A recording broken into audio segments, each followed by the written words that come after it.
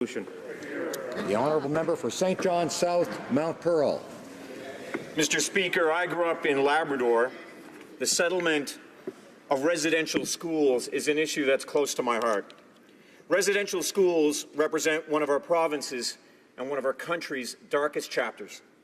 Meaningful reconciliation must be a top priority of our government. Can the Parliamentary Secretary to the Minister of Indigenous and Northern Affairs update this House on the government's efforts to settle the Newfoundland and Labrador residential school lawsuit?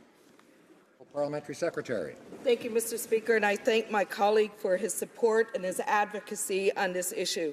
In February, we negotiated a $50 million settlement for survivors of residential schools in Newfoundland and Labrador. This week, we welcome Justice Stack's ruling in favour of the negotiated settlement.